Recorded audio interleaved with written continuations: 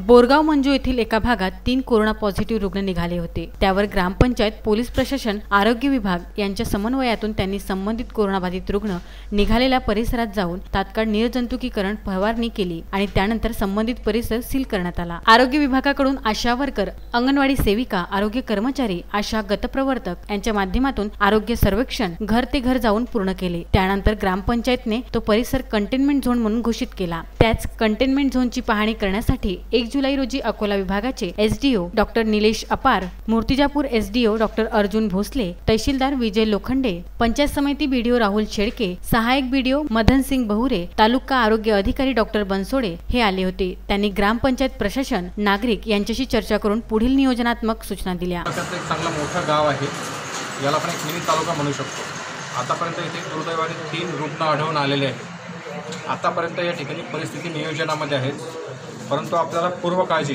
Prevention म्हणून या गावामध्ये भविष्यामध्ये कोरोनाचा प्रादुर्भाव होऊ नये म्हणून आपण या ठिकाणी सर्व राजकीय पदाधिकारी, विविध धर्मांचे जे काही धर्मगुरू असतील, प्रतिष्ठित नागरिक असतील आणि सर्व अधिकारी यांच्याकडे संयुक्त मीटिंग घेतलेली आहे।